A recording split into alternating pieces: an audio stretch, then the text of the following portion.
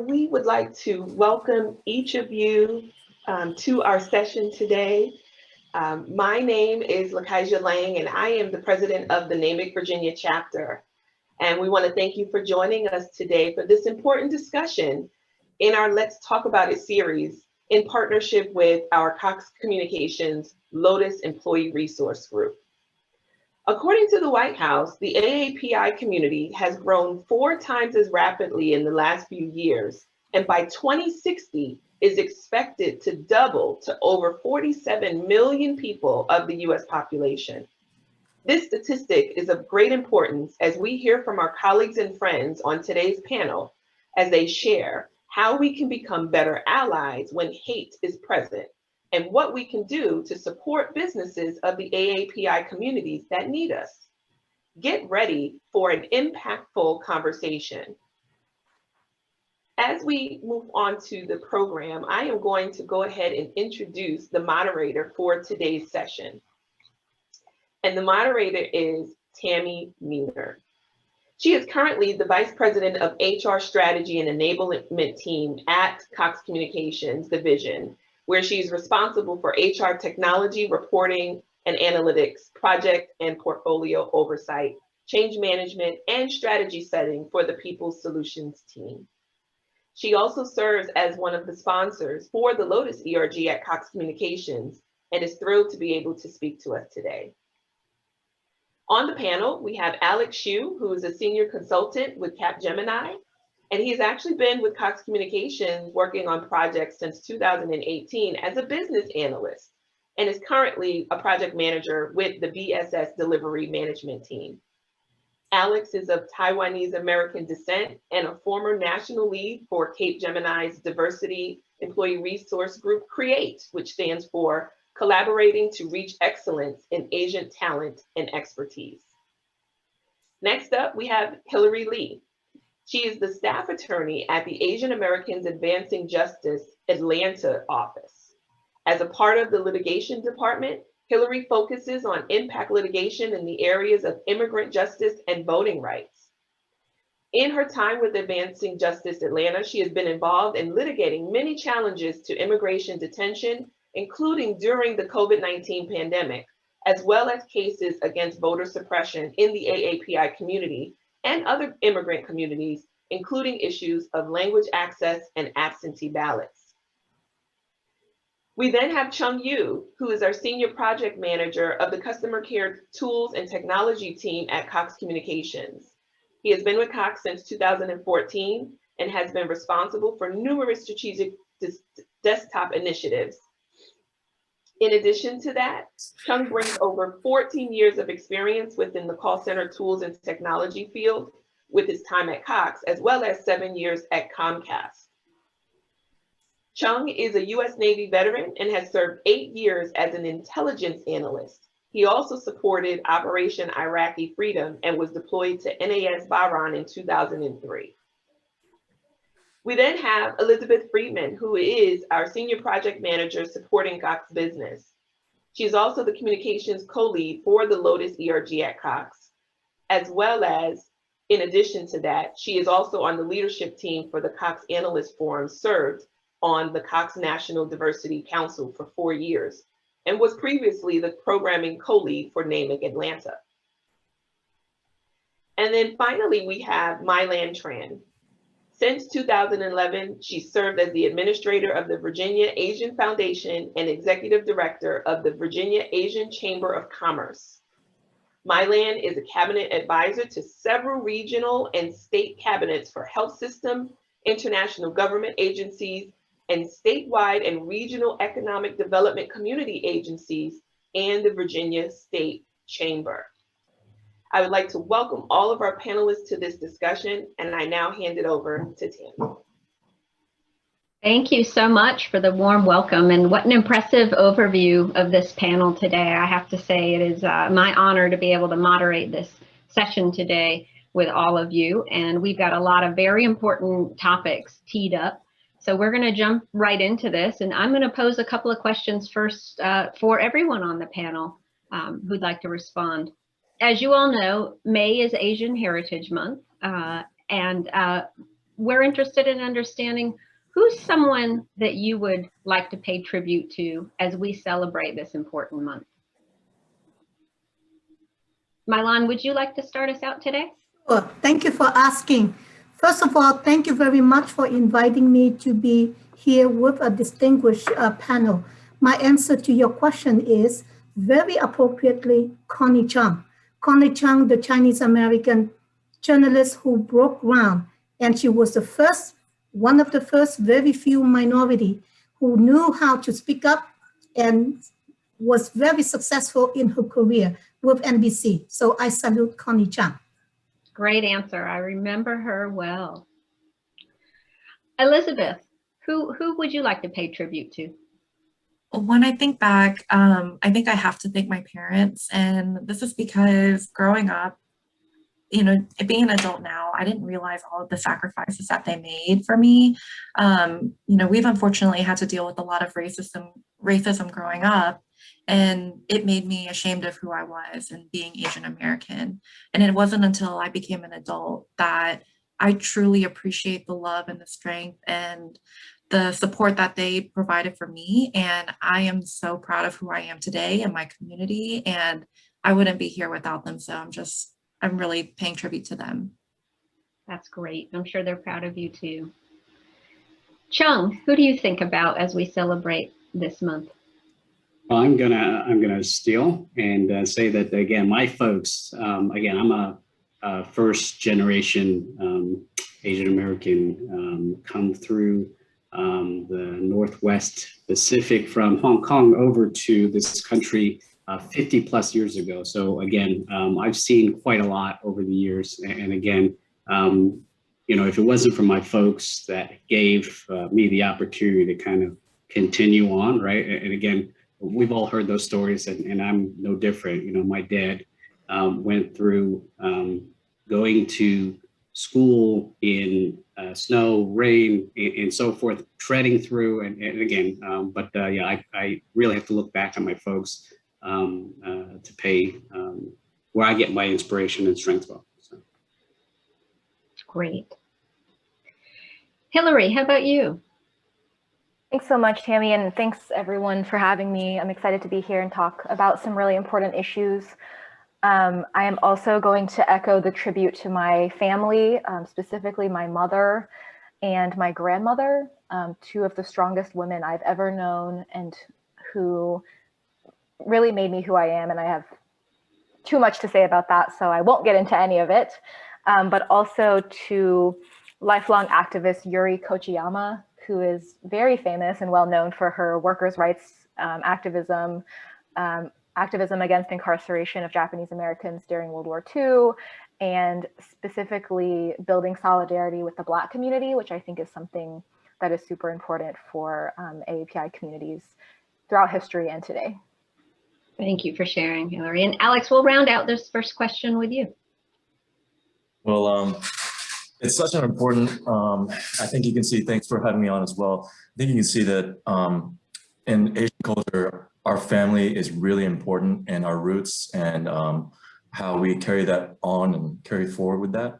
I'd have to say my parents as well. My dad, you know, came over here and just tried to start business after business, trying to achieve the American dream, going through a lot of hurdles and challenges, didn't really let us know about it. And similarly, my mom also is just very entrepreneurial, trying to build a better life for her family. So we kind of take it for granted. We kind of thought, you know, when we were growing up, who are we, you know, and our parents just kept their heads down and kept working to give us a house and food and education. So it's thanks to their sacrifice that we can even have that question of, you know, finding ourselves, because they put us in a position to do that. So my parents as well. That's great. And I love the strong ties to family here. Okay, one more question for all of you on the panel, and then we'll go to some individual questions. How are you caring for your own mental health during these stressful times? We know that the last couple of months for the Asian community in particular have been very stressful and hectic. What are you doing to maintain a positive mental health and take care of yourself? And My Lan, I'll start with you again. Well, you know, That is a tough question. I'm very private. I usually don't share. So 2 ways. So personally, I would say gardening, going back to nature, re-meet with nature, appreciate nature is such a fabulous way to find yourself and be focused. But on the professional side, being an activist, amazingly, I don't know how I'm coping, but I'm coping by giving. So I serve many more agencies and many more entities because I feel that when I serve, more people will be helped and then I'll be better healed. So that's my answer. That's great. And today's a great example of that. We're thrilled that you're joining us as well. Elizabeth, what are you doing for self-care? So when I do have the free time, I do love to escape reality through reality TV sometimes. So a lot of binge watching. 90 Day Fiance and Married at First Sight are my favorites right now to kind of escape the craziness of the world and go into another reality show. We love the honesty. It's great to get lost in some of that once in a while. Chung? Yeah, I as My Lan, really private person. Generally, the only person I complain to is my wife. But in most cases, she fortunately doesn't really have a lot of opinions about work-related items. I think on this particular topic, she's also very mindful of. Sometimes it's just time to turn the TV off for a little bit. And then decompress. I mean, fortunately, we've got a nice opportunity to kind of sit and just meditate together, right? Again, I think generally it's hard to really rationalize some of what's been happening lately. And again, in many cases, I always look to the fact that sometimes I don't try to blame anyone particular, again, especially in these cases where it just seems like it's all so senseless. But yeah, sometimes it's just a matter of turning everything off, taking a break from everything, and then just trying to, relax with some massage chair, green tea, and, time away from media. Yes, I think we can all appreciate a little solidarity from time to time. Hillary, how about you? It's a really great question, really hard question, I think, especially for folks working in the community space and doing, for example, crisis response. And I'll talk more about our experience at Advancing Justice doing crisis response specifically to the shootings in Atlanta. So that was a hard time, I think, for all of us. It was kind of around the clock thinking about the trauma and not being able to process it. And then specifically the violence against Asian elders has been really troubling, especially thinking about my parents who are, they live across the country. And so it's really difficult to be so far away from them and hear about all this senseless violence, as Chung was saying. And so I don't have a great answer in terms of caring for my mental health. I think it's been difficult, but I think one thing that has helped is just feeling like I'm in community with other Asian Americans who are also reacting to the hate and the violence and feeling the same kinds of emotions. And one way that showed up was when we were doing crisis response, a lot of my friends, even folks that I hadn't talked to in a long time, reached out and they were like, this is super hard for us. This is super hard for our community. I can only imagine how hard it is to be working on the front lines. And so just even having those conversations with people who get it on a very personal level, identity-wise, matters. And that really helped me kind of get through the hardest parts. And then on a personal level, I do weightlifting and I have been learning Muay Thai, and exercise is a big thing for me. And then picking up hobbies that where I can't think about other things, like I'm learning to longboard.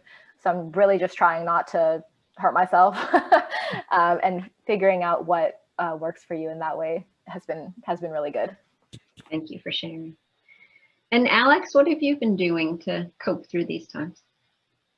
Yeah, well, like Chung mentioned, in the telecommunications industry, it's so easy to find yourself just having one more meeting at the end of the day and sometimes working through lunch, and it's really important to just kind of separate that line to give yourself some time away from work and any other potential stressors. For me, it's basically kind of been drawing that line and making sure, I close the computer and get out, go jogging, get some exercise in, some fresh air, got some new sneakers. Like Hillary said, I like to do some weightlifting too. That's really beneficial. In addition to that, staying connected to family and friends. My friends I've known for 10, 15 years now, and we stay up to date on how each other's doing, what the families are up to, kids, and also checking in on my parents. So the community as well too. Good, good. Yes, and the strength of this community over the last couple of months has been extremely powerful. I think we've all felt that. So I want to thank all of you for sharing that personal information with us. I realize that was a deep personal question, and thank you for telling us how you're managing through these times. So next, I'd love to switch to some individual questions for each of you, some really important topics that I think those listening in today would love to get your perspective on. And Elizabeth, I'm going to start with you and ask you if you could give us some context on what's happening in our Asian American communities today. As you know, some of our listeners are part of the Asian American community and some aren't. And I think it's really important that everyone truly understand what's going on and how is it feeling right now to the Asian American people. Yeah, so like some of my panelists have already mentioned, last year with the start of COVID in March, as COVID kind of spread and started impacting many aspects of our lives, it's also helped kind of spread this xenophobic and racist rhetoric that's spread across the world.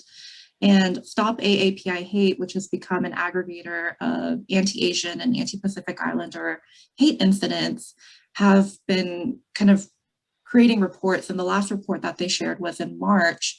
And it showed that from February of last year until I think February of this year, March, there were 3,800 incidents of hate against Asian Americans.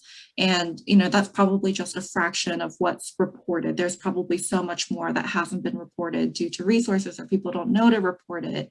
And we've also culturally been told to just kind of accept it and to kind of not accept it, but to just not cause a scene and, just go with the flow and, not ruffle any feathers. But, according to the report that Stop AAPI Hate shared, was that the most common types of discrimination that our community is facing is verbal harassment, which is around 61%, deliberate avoidance of the Asian community through shunning. That's one where, people could try to walk away or, stay away from an Asian person if they see it. And then lastly, physical assault is one of the top categories as well. And, one of those shocking things like Hillary mentioned is the violence that is happening to our Asian elders. Stories of Asian elders getting pushed to the ground, getting slashed in the face, beaten. It's growing in frequency, and it's heartbreaking to imagine, my grandma getting attacked or put into this type of position when they're just going about their day. And then, as Hillary mentioned again, in Atlanta recently in March, the whole world bore witness to the horrific shootings that happened, that 8 people were killed and 6 of them being Asian women. So those are kind of some of the things that are happening. And, it's a very triggering time where it may be suppressing stories and experiences that have happened within us. And, if anyone has ever experienced, being excluded or, any prejudice or racism that's happened to them, anyone could relate. And I think that's the most heartbreaking part. Yeah, thank you, Elizabeth, for painting such a vivid picture there. I think it's important. We all have a different lens, and it's important to understand what you're seeing and what the Asian community is seeing by and large, and the concerns and fear that has sparked over the last couple of months. So thank you for sharing that with us. Hillary, we've mentioned it a couple times already for everyone on the phone. You likely recall that Atlanta experienced a horrifying mass shooting of several Asian women who worked in Asian-owned spas around the Atlanta area. And obviously you've worked on the front lines of dealing with that. What are your thoughts on the media coverage and the community response to those shootings? Yeah, thanks, Tammy, and thanks for giving me the space to share some of our experiences with both responding to the community and the media. So I guess I have a lot, but first I want to center the response to the shootings on March 16th by community organizations. And within this conversation, I want to center the victims and their families. And so to give y'all an overview, I think like the night that it happened, our organization immediately went into crisis response mode. And for the following few weeks, pretty much like a lot of our staff was working directly on community response, connecting directly with families. We connected to them in various different ways. I actually connected with one of the families directly through my friend from college who knew a family member who was impacted. And so those connections are made mostly organically, but sometimes like just our presence as a community organization, we get outreach from families who are impacted. And so we were focused on gathering donations for a victims fund where all the money would go directly to the victims and their families, gathering things like mental health resources, providing in-language support in Asian languages, especially when we found out that so many of the women and their families speak Korean, Chinese, maybe other Asian languages, and then providing certain protections from the media, actually, because as we may or may not know, I mean, y'all are in the communication space, you probably know. I'm not. And so I was a little surprised by the deluge of media, but just helping families kind of get through that initial intense media cycle. And then also providing resources like legal support. And I just want to say that I think in general, our approach was focusing directly on the families and what they needed at that moment. I think there are other approaches that organizations take, looking at policy efforts, looking at, I don't know, like just focusing on the media coverage or something like that. But as an organization based in Atlanta, and that often works very directly with Asian American communities there on other issues, immigration, voting rights, all these different community issues, we wanted to make sure that we were focusing on how we could help these individual people and provide them with the resources that they needed both in the moment and then also in the weeks and months to follow as they were grieving. And so what we learned, I guess, from that experience, what I learned, I don't want to speak for my organization, what I learned is that community care is ultimately the most important and the most vital thing in a moment like this. Community care will keep us safer than pretty much anything else, including law enforcement in this experience. And one of the best things that you all and everyone can do when we're in crisis like this is support organizations that are doing the work.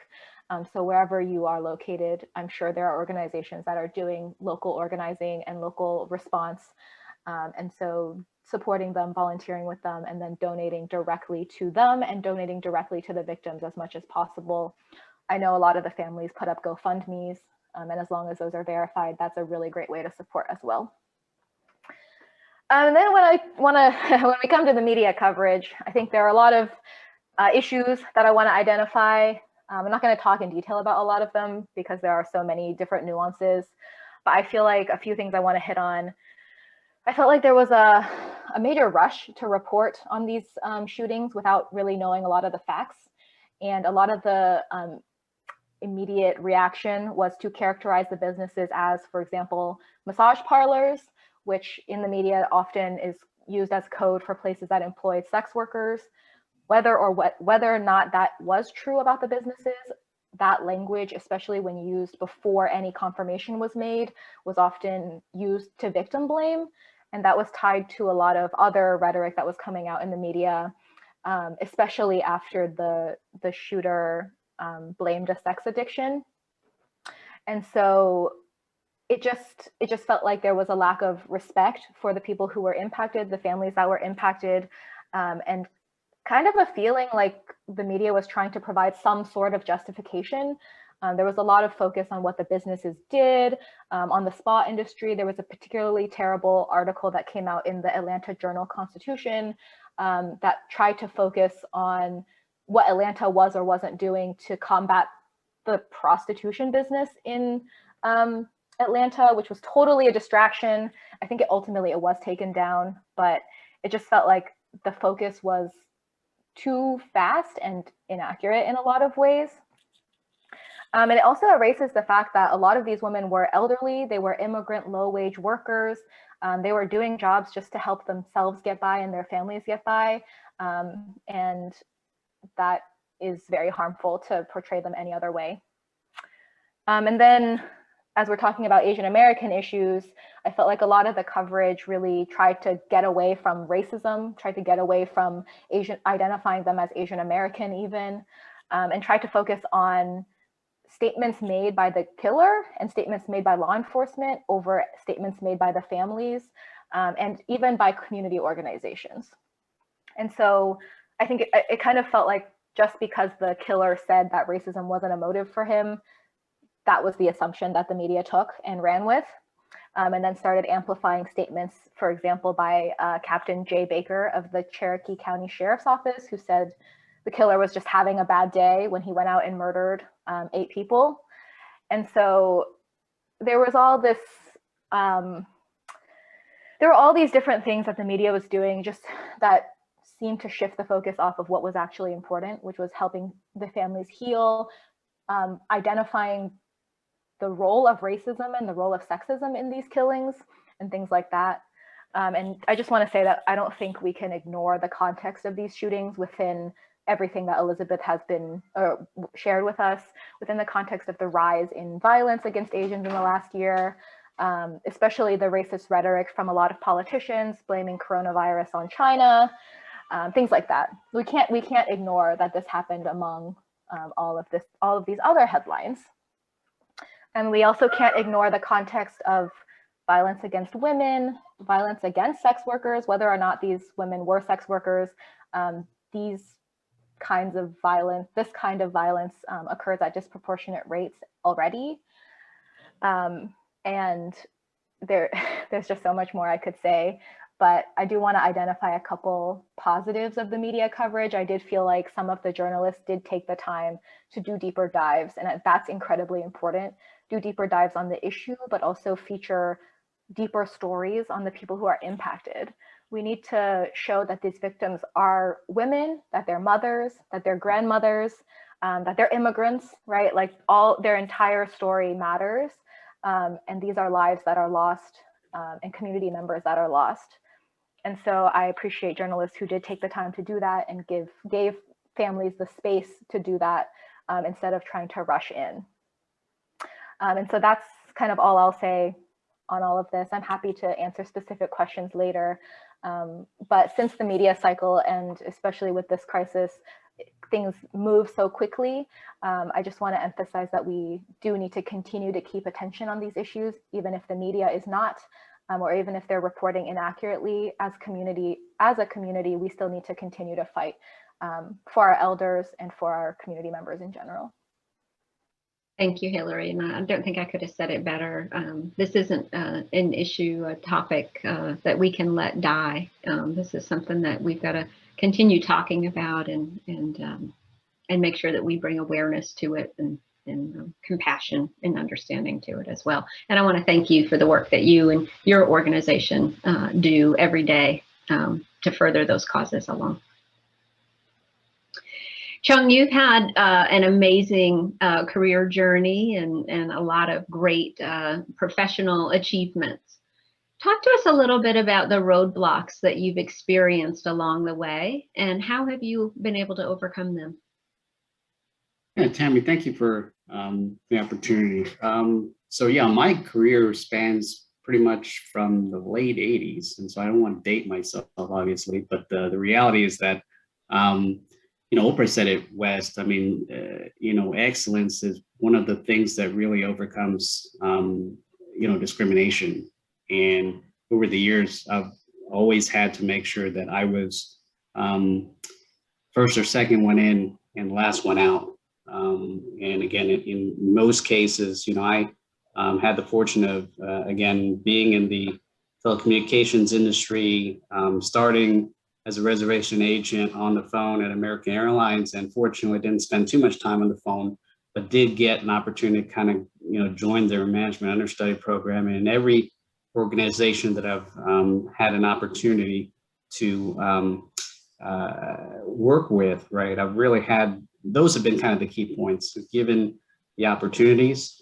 As I've advanced further in my career, what I've noticed is that in many cases, I'm unfortunately perhaps what I would coin the token Asian in some of the departments that I've worked in some of the larger corporations, for instance, whether it's been at, again, Bank of America, even as early as Comcast, right?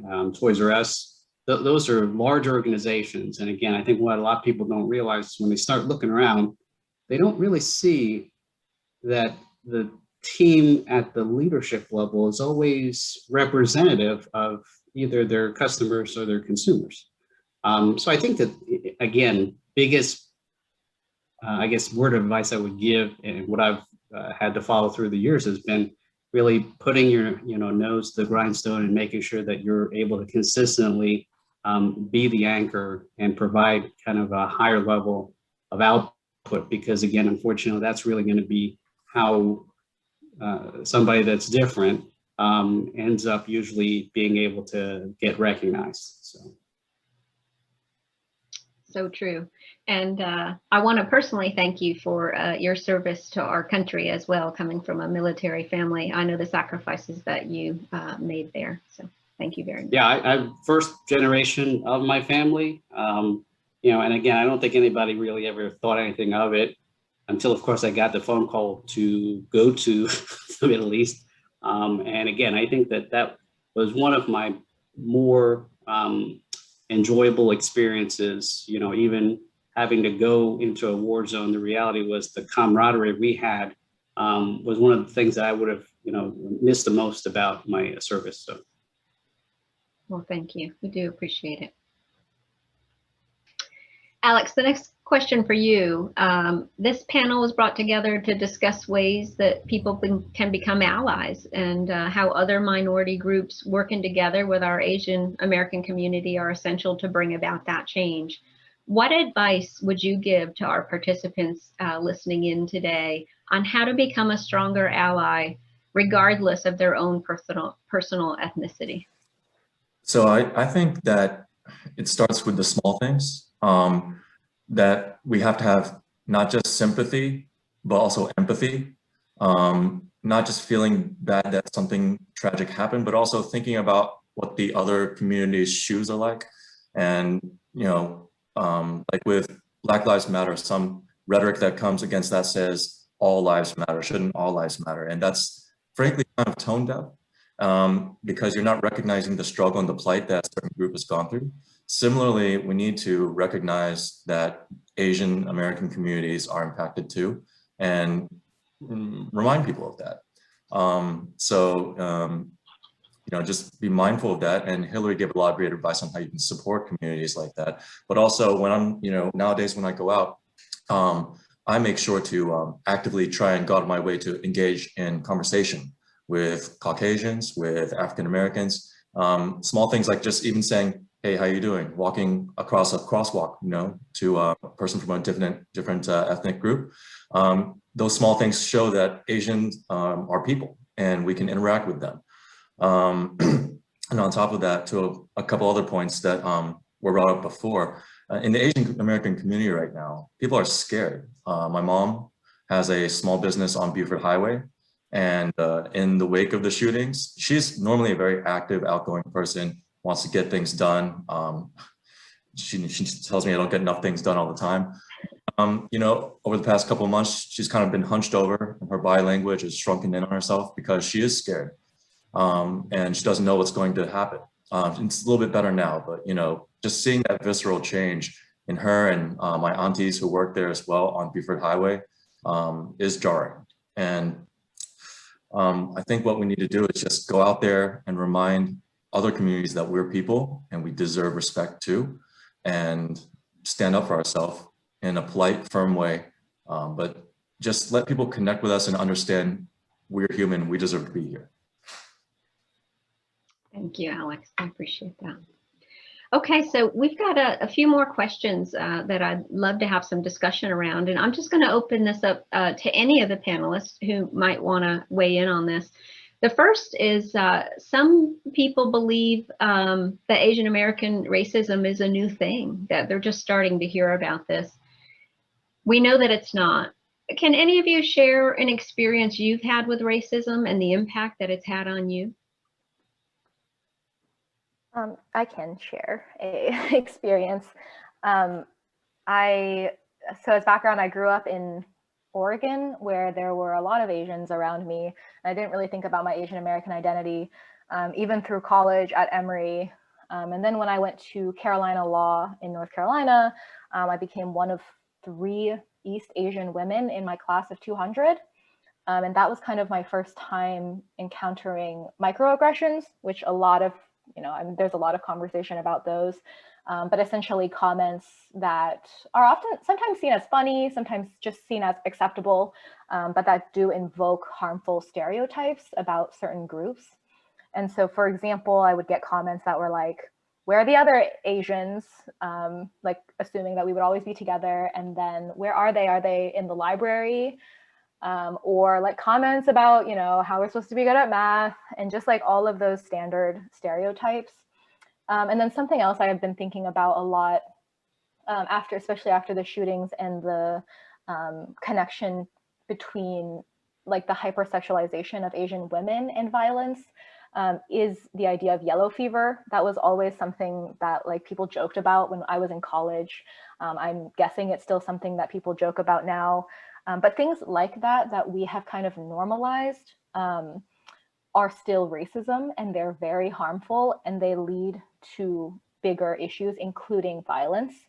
And so I think they had an impact on me, less in a negative way and more in that I reacted to them and wanted to stop them and speak out against them. And I think something kind of to add on to what Alex was sharing, something we can also do on like a more personal level with people is calling people out for things like that, and just like not letting those things just slide by, because they do reinforce harmful stereotypes that people continue to hold on to and bring into other spaces.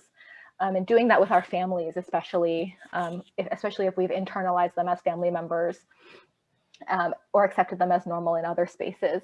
And so, yeah, just encourage people to talk about them more openly. Thank you, Hillary. If you don't mind, Tammy, I'd like to add on to that real quick. Yeah. Hillary's got a great point on calling people out. One incident that your question reminded me of, back in 8th grade, I was one of a few Asians in school. And then we had in the class, I don't really remember what it was, giving some sort of speech. I guess you had to, just give a speech and get your public speaking up. And Hispanic girl, I believe she was Mexican, but Hispanic girl went up in front of the class and went to the podium, gave a short speech about, what her life is like, and then ended it with, and I hate all Chinese people. And the entire classroom froze, and I didn't know what to do. I was so shocked. The teacher kind of just looked at me and said, okay, next. Nothing, no call out there. So calling things out is really important. So I agree. So. Yeah, especially if you're in a position of power like that teacher was. I think it can be hard when you're, within various hierarchies, but when you're in a place of leadership, it's even more imperative that you call things out, especially within like a group you're managing or working with. Yeah, and I would agree. Yeah, I would agree with that. Again, there was an incident where there was an Asian woman being attacked in New York City, Queens, and there were doormen that were just watching the incident, walked away and turned a blind eye. I mean, the fact that you didn't have the common decency to go out there and help a little old lady being attacked was one thing. But ultimately, as everyone said, if you see something, say something. Ultimately, the the ability to let something slide, like a verbal slight, always ends up escalating. And because somebody thinks that it's okay to, make a statement that is off color, right? I think we are, as a society, becoming less sensitive to allowing that. And it probably should have always been. But, again, I think generality speaking, most folks will characterize Asians as a introverted private group. But the reality is that we all have feelings, right? And again, if you touch a nerve of mine, which is, country, mother, or whatever, you're gonna get a pretty violent response from me, right? And again, ultimately, it's do the right thing, because nobody expects that to be something that you expect somebody to, take when some similar slight is made toward somebody else. Again, I think my biggest challenge has been trying to educate my son. I came from New Jersey and actually got stopped by a police officer in New Jersey. And I was taking my son's friend home after a day of studying. It was dark at night. Police officer stopped me, asked me for my license and registration, and then he just walked away and said, thanks for your compliance. But my son asked me, why did he stop us? I said, not sure I know. But I mean, deep inside, I knew it was kind of one of those situations where you didn't want to be out of hand or do something that would provoke a response, right? And again, I think that's the other issue is that we expect our police to protect and serve. But, again, I think especially with what's going on in today's society, especially with the, African-American shootings, we know that it's not always the case. So, again, say something if you see something, and, be, again, somebody that's going to just follow that golden rule. Well said. Thank you, Jim.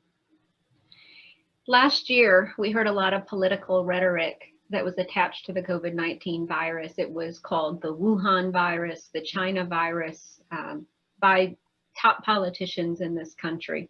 And it had a major impact and a spike in the crimes against the Asian American community. We know that for complex cultural reasons, Asian Americans aren't reporting the harassments and the crimes. They're not turning to law enforcement for help when these things happen. Can one of you share your perspective on why that might be?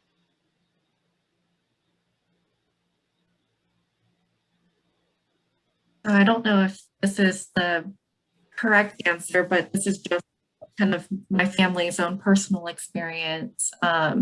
So when I was in second grade, my brother and I were just playing outside, and all of a sudden someone came and shouted, go back to China. And that was the first experience of racism, and that we were different kind of happened. And, it kept kind of happening. And when my dad went and confronted them saying, hey, we're just trying to play, can you leave them alone?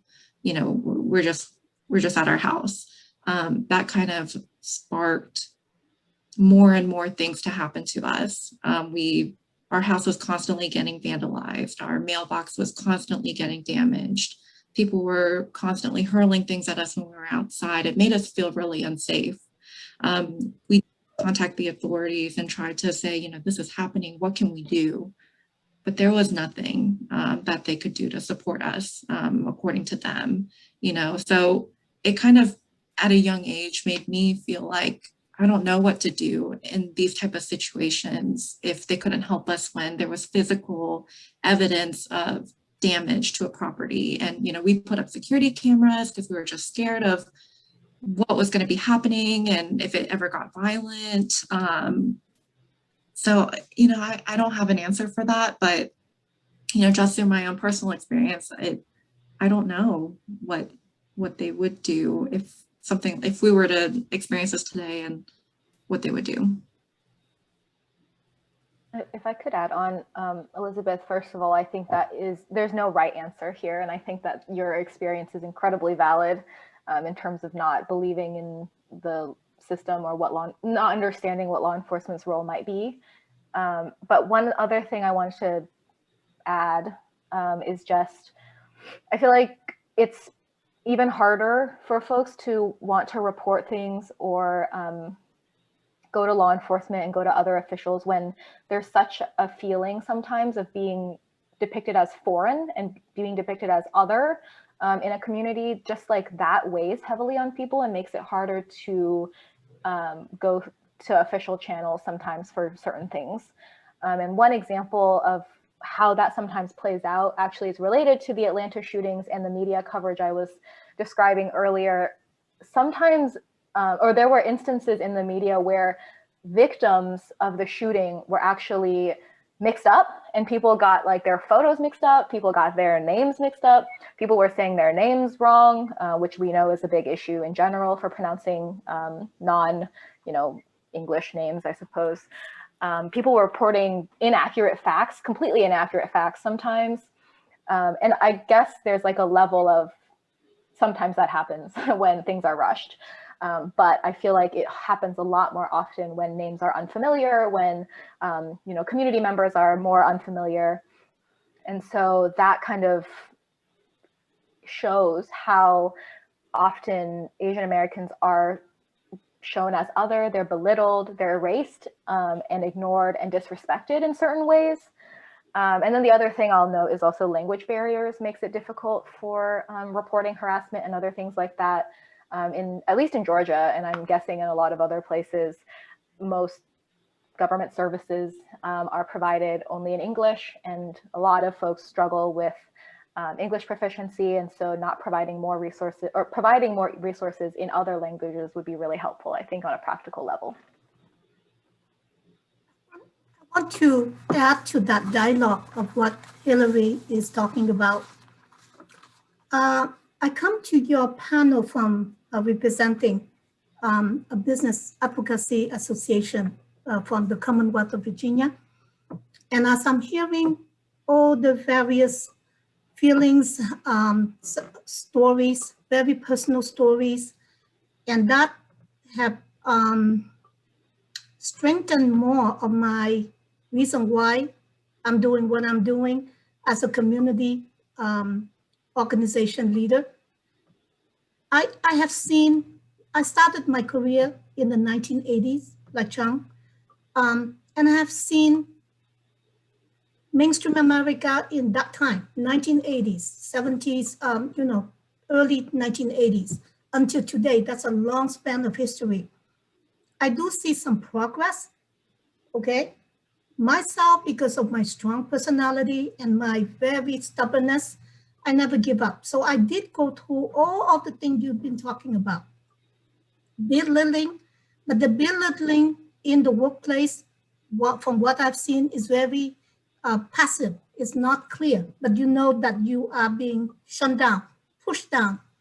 But that made me even stronger and work harder, to the point that I became one of the top Asian American professionals in the state government of Massachusetts. That was in the 1980s. That's a very long time ago compared with what we are seeing today, more minority entering the workplace and breaking the glass ceiling. So the point about what Hillary is mentioning is all true.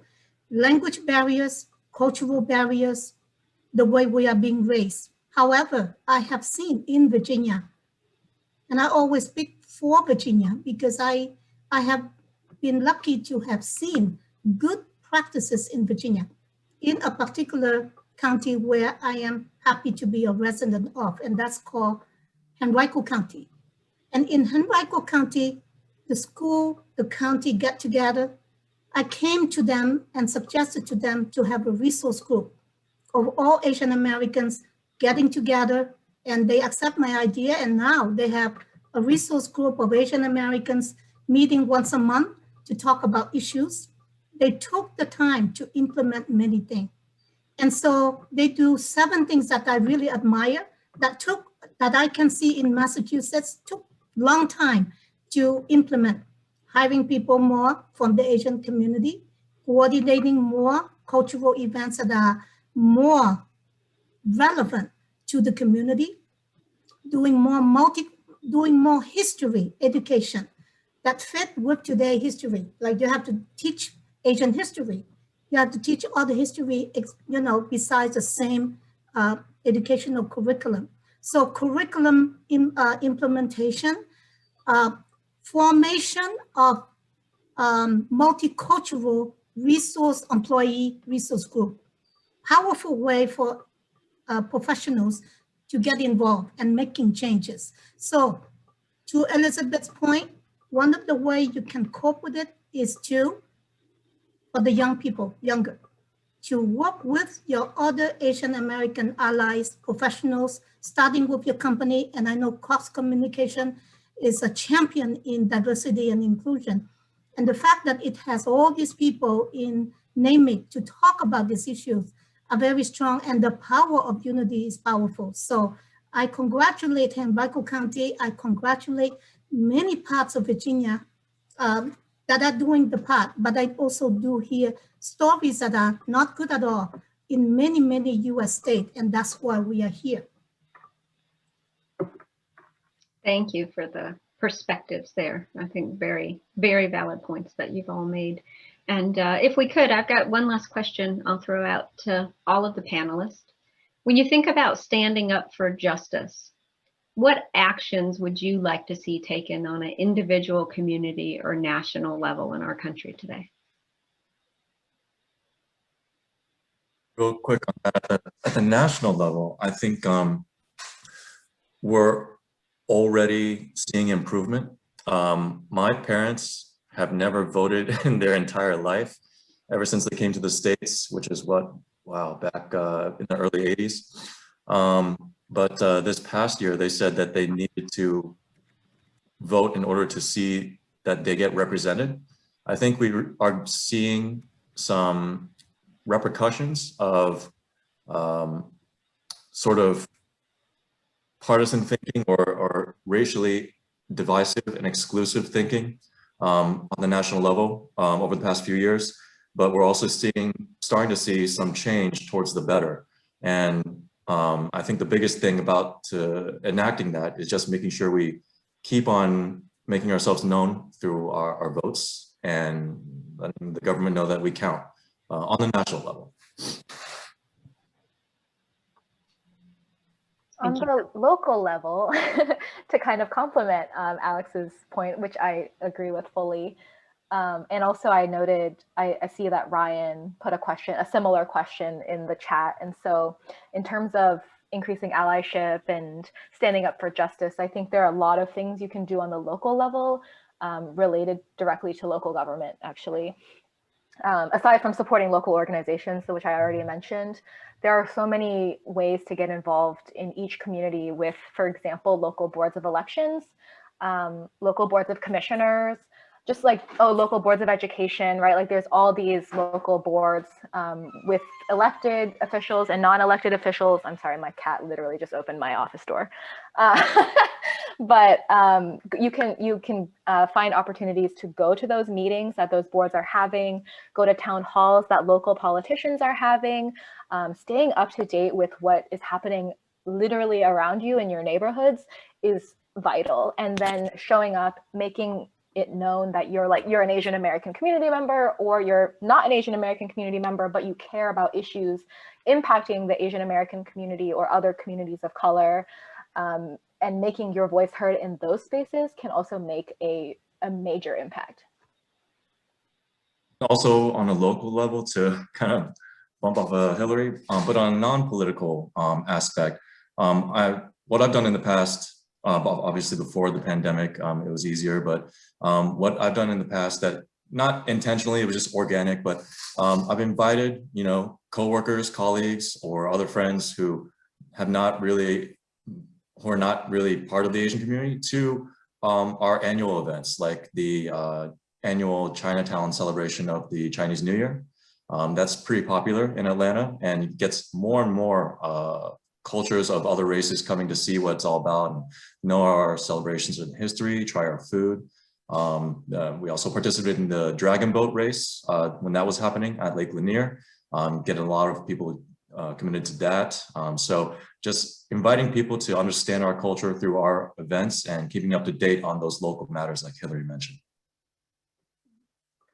And I think to add, Alex kind of started at the national level, Hillary and Alex brought it to the local level. And then I think from a personal level, it's hard to do. But if you see something, I think learning how to stand up and to address the situation in a safe way to where you're not putting yourself in danger or that person in more danger is something important to learn and to kind of think about. So, for me, when I was in high school, and I'm not going to give away this brand, but I was at the food court and there was a very popular Asian food chain at the food court. And, I was there and it was a very busy Saturday. And all of a sudden the employee started laughing at me when it was my turn. And, I was like, what's so funny? And she just kept laughing and she eventually pointed to me. And I said, okay, me, like, what's so funny? And she took her fingers to her eyes and slanted them and said, that's you. And for it being such a crowded day at the mall and for no one to kind of say something or see something, well, to see it and to not say anything, makes me think back, what would I do now in this situation? And if I saw someone, something like that happen to someone, what would I do? And then, I'm not a parent, so I'm not a child care expert, but, my husband and I, he's American. We talk about, okay, our children are most likely going to look more Asian. We're going to have difficult conversations and kind of plan out if something like this were to happen. What would we do? What do we want to educate our children on and make sure that they are going to be good citizens that can continue to fight this effort for us. So it's, I think it's just planning ahead and thinking through those different scenarios. If you were to witness something, what could you do safely that you feel comfortable with? And, for your children too, there's a lot going on in our schools, and I think it's important to just have that conversation and to think about it. Great recommendations. I think there's something we all can do, and we all need to find our part in this for sure. My Lan, I'd like to close out the panel discussion with one last question for you, if we could. Can you talk to us about what are some of the top ways that Asian Americans as a whole, as a community, are contributing to the strength of the U.S. economy that we're all seeing today? Obviously, our economy is as strong as it's ever been. I think we're breaking records in President Biden's first few months in office. How's the Asian community contributing to all of that? Thank you very much for asking that question. The highlight of my being here, accepting to speak at this panel, is to promote Asian American economic contribution to the society.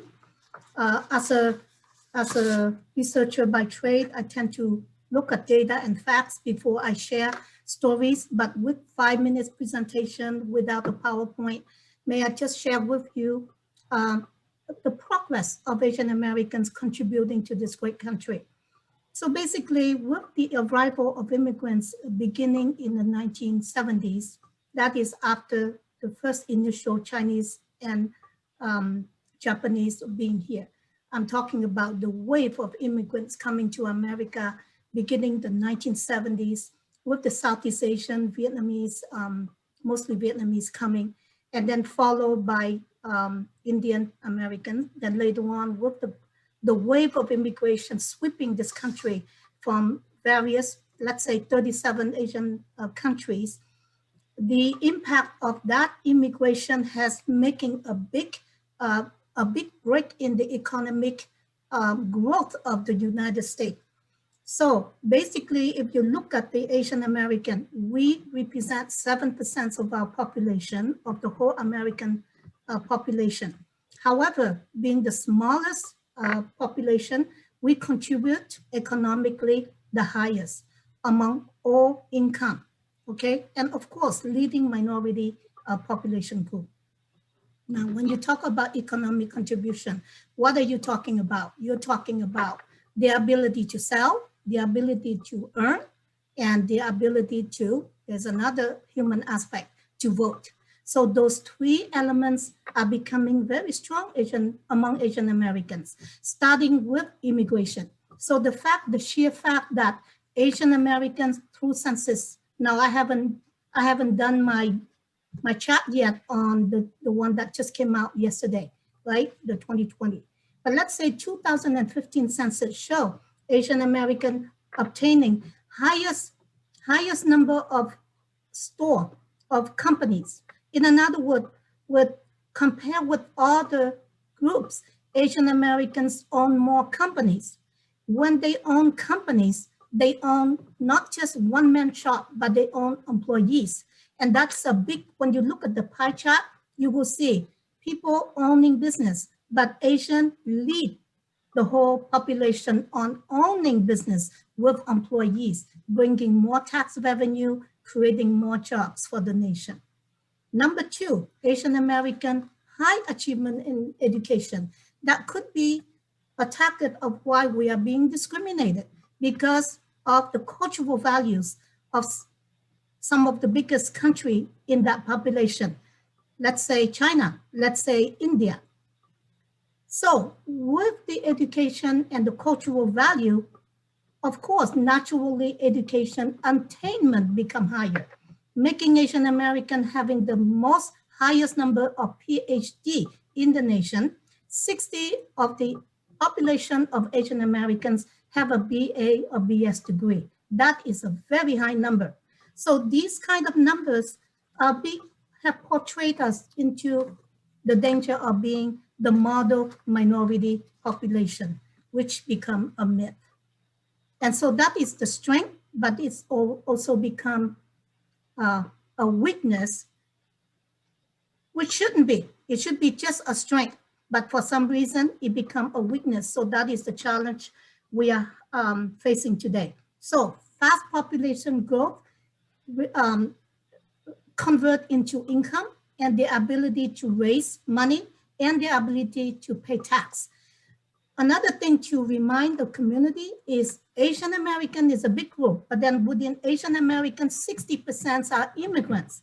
These are the people who are not born in America. They bring with them the innovation, the creativity, the language, the culture of the world coming to America. So as I look at all the data, Asian American numbers are very high. And then when you look at immigrants within Asian Americans, 65 to 70% of immigrants making up the wealth of that population. We pay a lot of tax. 7% of America can tax belong to Asian American. Now, when it comes to Virginia, the purchasing power is very high. Of course, nationwide purchasing power, Asian American is very fast growth. We purchased 243 billion in product and services, but at the Asian Chamber of Commerce, we do not want to focus too much on the power to buy. Why? There is a civic reason why we want to focus more on something else, and that is the selling power. Because when you purchase, just like export and import, when you export, you sell, you make income, right? You create job. You buy, you can buy anytime, although it's still a portrait of the wealth, right, of the population. But the Asian Chamber is trying to continue to increase the selling power of Asian Americans, which is right now being competed by many other populations. And so Asian Americans have a very strong standing on purchasing power, but still kind of weak in selling power. And that's where, differences, bias is what we are talking about. And we are working toward improving that. How do we do that? We work with local government, state government, US government to continue to promote the selling power through purchasing, through supplier diversity. So you heard about that whole concept that has been in America, let's say for the last 15 years. We still have a long way, but I think that supply diversity is a concept that is powerful and advantageous for Asian Americans. And so with that, I also believe that the voting power is becoming more and more a strength.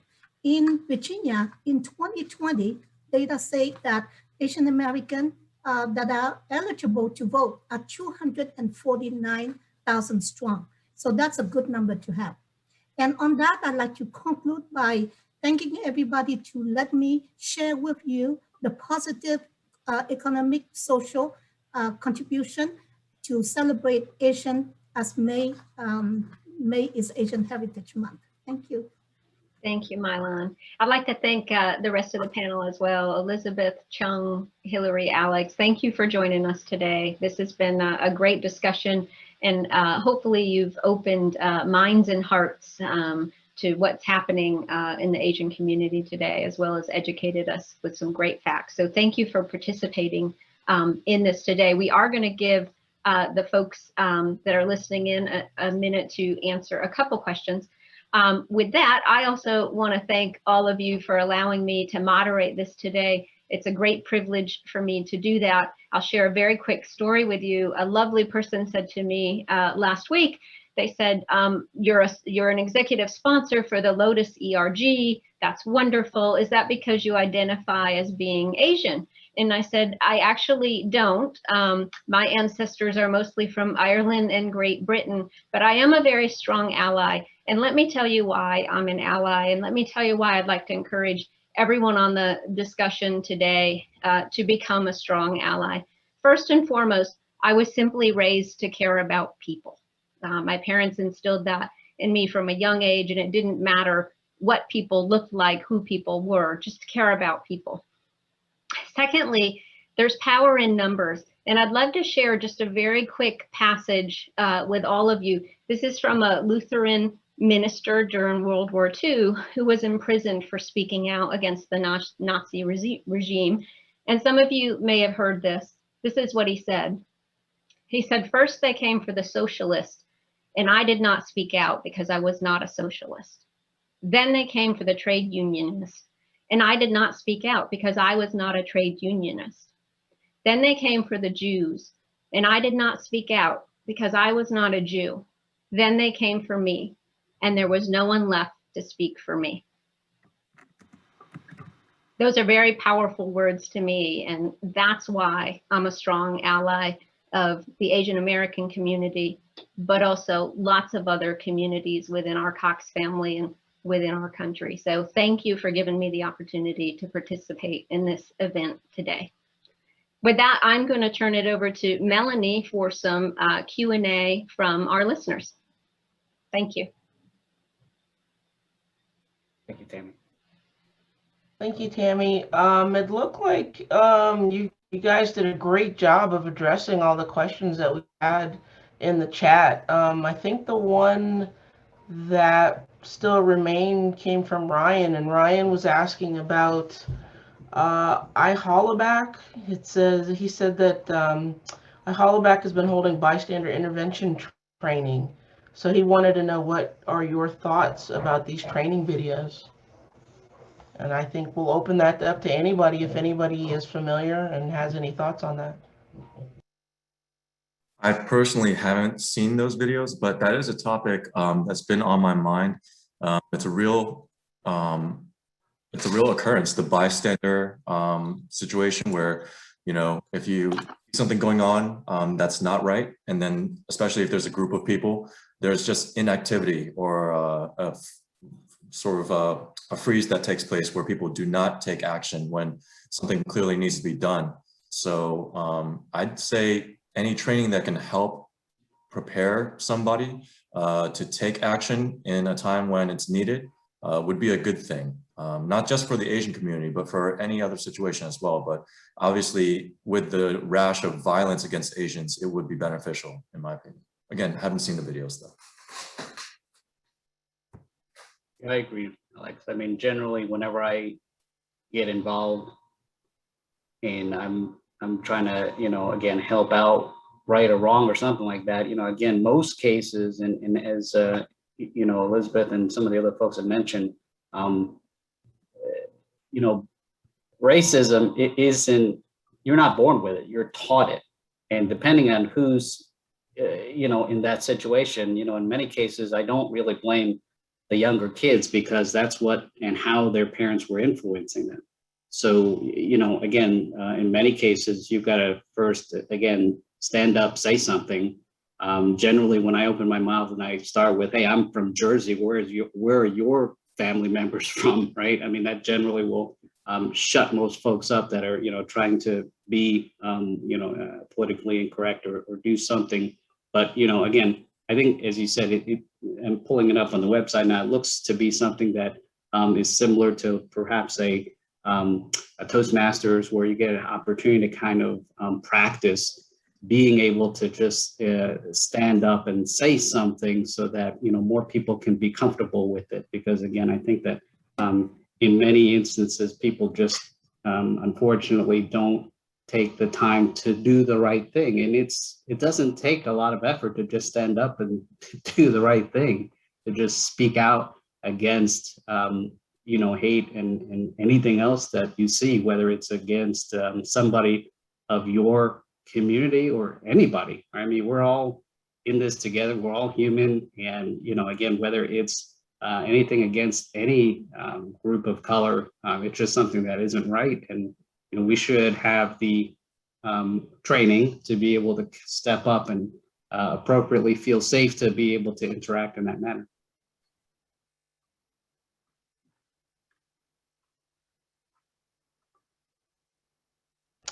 Those are some great responses. We've got one more question that popped in. It says, what guidance can you give to a non-AAPI person who has AAPI family members and wants to speak up?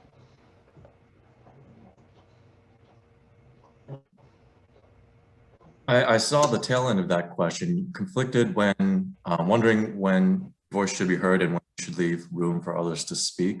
I think that's a great sentiment, but in my opinion, I'm all for voicing your support. We'd rather hear your support than not, and it just helps to have that support shown, especially in public.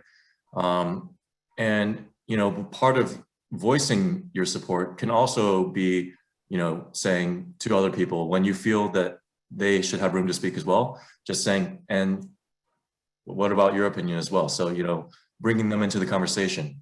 So I'd say more support is better than less, in my opinion. I would agree to an extent, and I would just say that for this question specifically, I would encourage you to have that conversation with your AAPI family members and ask them what they feel comfortable with. People do want to step into their own power and take the space and speak from their own experience, and if that's what they want first in some situations, that's good for you to know. But if they would really appreciate you stepping up and voicing that support first, that's also good to know. And so I think it's more of, for me, it's more of like a individual kind of situation determination. Tammy, can I ask a quick question? The last question? Is that okay if I ask a question? Okay, I am gonna ask all panelists what we were just discussing, Alex and Hillary, about encouraging AAPI family members to speak up. And we all know, right, our Asian culture are so diverse. The length to be away from their country, wherever their country are from, and being in the fast USA, a whole world of difference in thoughts, view, values. Up to today, I've been here for 45 years. I'm still learning on how to work with a community that is so new to this country. That is, I myself have a hard time counsel them, because they are so different from me, right? I've been here for 45 years. They've been here for 3 years. That's a big difference. And so I just want to know, especially Hillary, she counsel and she's an attorney. How do you deal with cultural diversity within your own Asian American heritage? Yeah, great question. I don't know if I have an answer. Yeah, that's a tough one. It is a tough one. I think I see that in my own family, in terms of different approaches to understanding social justice, or not even social justice, understanding like the issues that are happening around us, what we should do about them. There's also a spectrum of like political beliefs when it comes to these issues, the roots of them, and what can be done to address them, how much law enforcement should be involved, things like that. It's gonna sound really basic maybe, but I do think it just comes down to continuing to have those one-on-one conversations with your family members. I will acknowledge that, at least for me and maybe for others, and my friends have expressed this similar sentiment, it can be the hardest to have these conversations with our family members. It seems like it would be the easiest because we're the closest to them and we have the strongest relationships in some ways. But for me in particular, it can be really, really difficult to clash with my mother in particular on these issues. And we would just, we get in fights more often than I would with someone else that I'm talking to.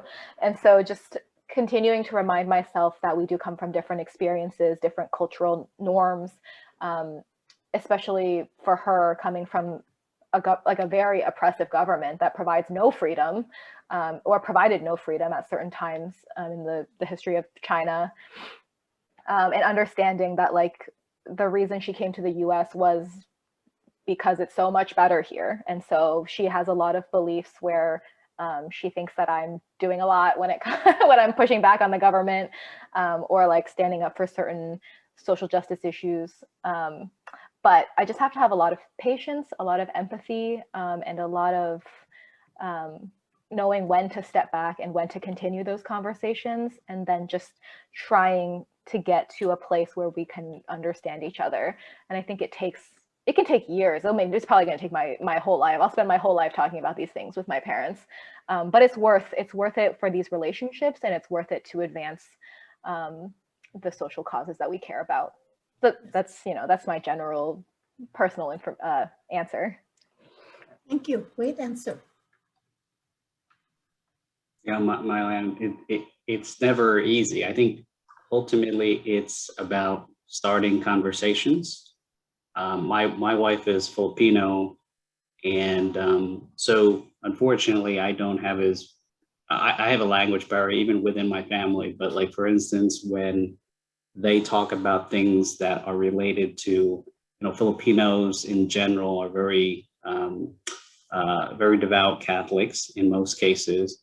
And, when topics like religion or, things like, gay and lesbian community members being welcomed in the Catholic families, those kind of discussions very, very, get very heated up. But I always find that it's better to contribute. And again, because we all speak English, we're able to contribute in that manner. But I do know that when she starts speaking Tagalog, I'm in trouble because, she's trying to,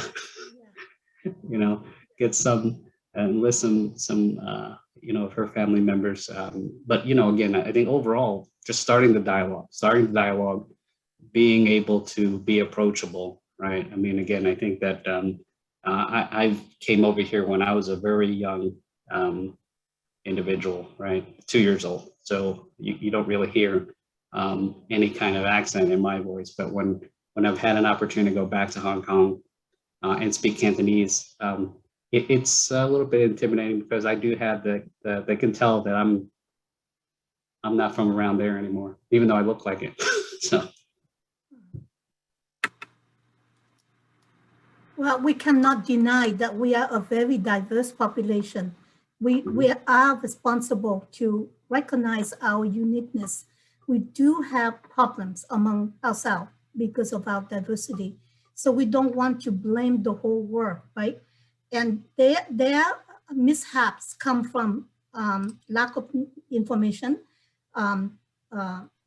lack of knowledge, not well educated, but even within ourselves, cultural diversity and difference in understanding among each other are a problem among ourselves, let alone somebody who do not share our world, who do not share our values, who are very diverse.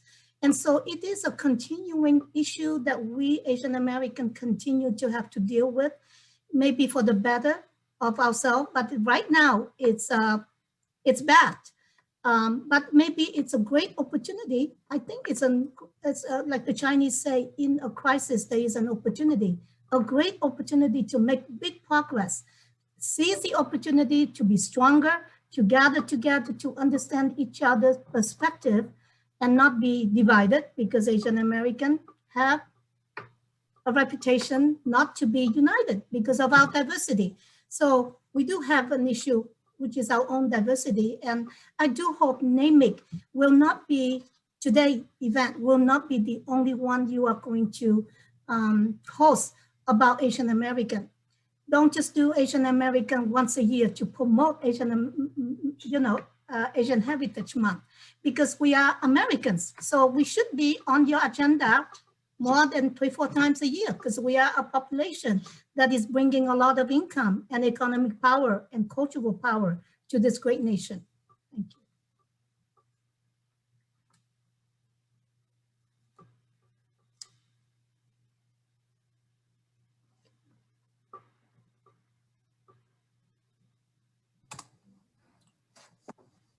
Hey, I hear you. We'll definitely make sure that we have another event, and I'll make sure I contact you first.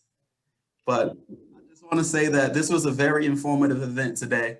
Thank you to all of the panelists for giving valuable insight into your everyday lives. That was a really great discussion. And thank you, Tammy, for leading us through it. Thank you to all of our NAMIC Virginia members, the Lotus ERG members, and all other attendees who joined us this afternoon. Please join us for our upcoming event, Living with Honor, Cultivating a Life of Resiliency, with panelist Philip Brashear, which is the son of Carl Brashear from the legendary movie Men of Honor. This will be held on May 11th at 12 p.m. Also, to find out more about NAMIC Virginia, please visit our website and follow us on our social media platforms. We're on Facebook, LinkedIn, Twitter, Instagram, and YouTube. I hope everyone have an outstanding afternoon, and please enjoy the rest of your day and look out for future NAMIC and Lotus events. Thank you all. Have a good one.